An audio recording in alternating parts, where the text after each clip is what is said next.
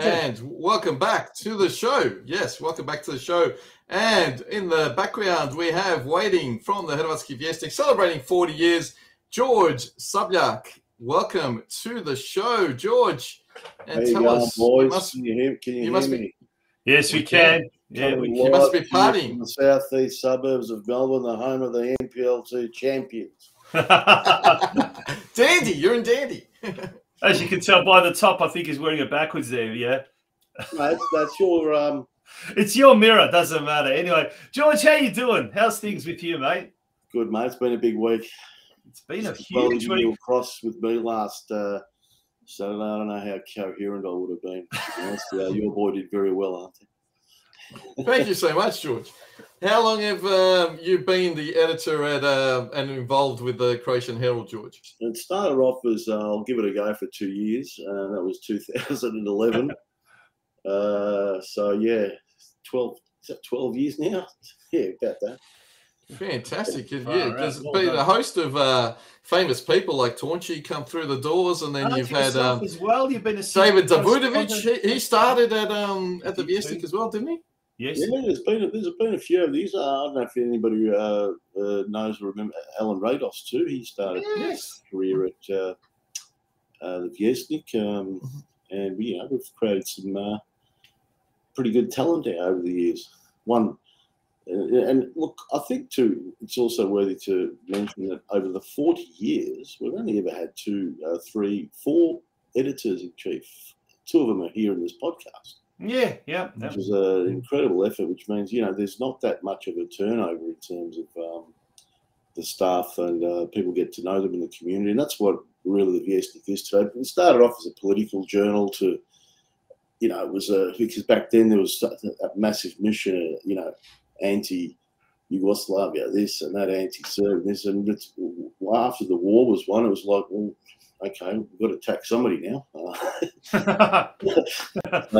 We kind of mellowed a little bit, and but we still hit pretty hard when we have to.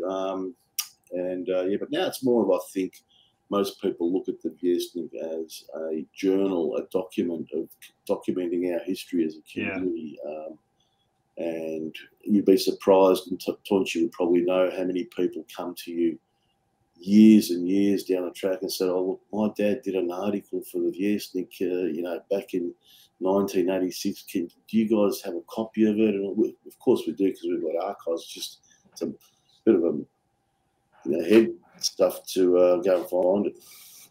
Yeah. Now, George, I guess one of my most favourite things in recent editions has been the postcards from Croatia, where people get to send their photos from overseas. And for us who are shivering over here in cold little Victoria, I guess it makes us either envious, or it makes us sort of motivated for us to maybe next year go overseas when the Euro 24s are going to be on and whatnot. But another big thing about the Vjesnik, of course, is the soccer component. And that's what we're all about. And it's great to see the Vjesnik is still very much stronger. Mate, in your eyes, how important are the Croatian clubs here in Australia for keeping our Croatian community alive down under? Well, it goes without saying. I mean, a lot of them have got a history longer than the Vjesnik, to be honest. I mean, you look at some of the histories behind the club. North Geelong, 1967.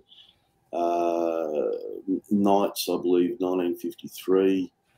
Dinamo was, I think, late 70s as well, or thereabouts, mid 70s, late 70s. Yeah. You got Sydney United, the name itself. Yeah. So these have been clubs that were actually established more so for, I guess, community reasons, where people would get together and a soccer match would break out. Over the years, it's sad to see that some of them have, disappeared because they haven't had the support. And I was just thinking the other day, in Melbourne, we had at one stage, I think, 11 clubs, which is insane. Like when you look at the bigger 4, you got, your Mostar was around, Gorspic, Tornado, Split, Strathmore's still there, Bunker, Wednesday nights. It just goes on and on. And look, to their credit, most of them are still here. So I think we've still got about 7 or 8 of them, Vukovar as well. Yeah. So, yeah, it is important. It's more important. I think the 2 key elements in the community is has and always will be football and then folklore. Because a lot of the times you see kids running around in soccer boots, and Wednesday night they'll be dancing, shokadia here and there. That helps with their football. That helps with their football, right? I wonder how many of the folkloric group teachers have had to tell some young boys straight after training, take your football boots off on the dance floor. We can't have that. I know in Geelong there's been a couple at Lardo that have turned up straight after soccer training, and it's like, An interesting anecdote was Nancy, my wife. She used to teach swimming here. Yeah, and she could never get any of the boys there because the Monday night, I think she had folklore Wednesday, it always clashed with soccer training. So she had like 15 girls, and then she said, well, you know what, I'm going to change the folklore to, I think it was Tuesday night or something like that, or I can't remember now, whatever night it was, when nobody was doing anything. So she forced my two boys to come, and before you know it, they brought along their friends, and then we had like 7 or 8 boys dancing. Oh, there you go. So that's fantastic. Tell us, George, obviously in your time, Croatia have done very well in the World Cup, and obviously there's been a lot of trophies won by Croatian teams here. Are they some of the highlights, of your time at the Vjesnik, or what are some of the highlights? Certainly today's headline, to see 3 Croatian clubs take out the championships in their respective, and not just any league, but NPL, Adelaide last week. And I think I remember thinking that year when Croatia qualified in the final against France, I think that we had a record amount of Croatian clubs win trophies, and I think that was just purely on the momentum and adrenaline of the 2018 World Cup campaign. Yeah, I think you might be right, actually. As we've seen just photos of the front page of the Croatian Herald and the front page of the English supplement, the New Gen, as well. Out now at your favourite news agency as well. Look, we'll talk about past glories, but let's talk about most recent glories as well. Dandenong City, we're going to show some footage there again. Good old flares. Was that you, George, lighting those flares, throwing them onto the pitch? Was it? Yeah. No, if I told you it was, you'd be shocked. We better not. We better leave what happens on party happening there. But last year, Dandenong City relegated from the NPL Victoria, and it is such a focal part of the southeastern suburbs Croatian community, but back in the top flight must really be credit to a lot of hard workers behind the scenes there. Yeah, look, there's too many to mention, but obviously being spearheaded by the likes of Nick Tolios, who I don't know for what route, but success just follows him wherever he goes in. Whatever, yeah, he's amazing. Kingston, Bentley, now at Dandy, and it's first year at Dandy too, mind you. So usually a coach will take maybe a couple of years to settle in, build his squad from a base. But, the likes of him and Ivy Clutter to the football manager and football operations in general have just done an amazing job. And considering, I think, when we reflect on the season, round 6 or 7, we were actually thinking we wanted to get promoted, boys, but we're actually staring down the barrel of relegation zone. Yeah. And to turn that around and have an incredible record at home, I think we won something like, I can't remember exactly. I think we only lost 2 games at home, to be honest, this year, and which is important because everything else you win away is just a bonus. Probably one of the, I guess, sad things about this year was, your boys down there not being able to stay in, which would have had 4 teams in the top flight league. Yeah, well, Geelong, yeah. Only ever had that once. No, I had the privilege actually of commentating pretty much every home game, and it was quite frustrating at times because there were times where and remember, this was a very young team, and there were times where they actually dominated, they just could not convert. And like I jokingly said to Auntie, I think the leading goal scorer for North Geelong this year was the own goals category. I think there was 4 own goals. And it's sad to say, and that probably shows you just how much of a problem it was to convert. But on the bright side, they've got a lot of good, talented youngsters that made their debut this year or became regular senior players, and it's good to see that there are a lot of these homegrown players, and it's I like that young Zivcic. He'll be a goal sneak, that little kid.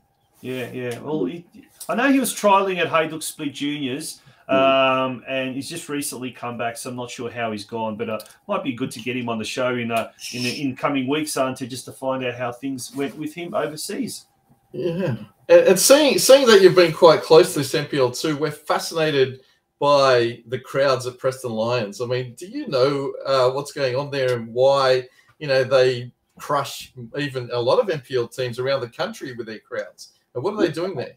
Yeah, Sasha, what's his name again? Ogdanovsky, yeah. Former coach of Dandy, is very involved down there as well, obviously.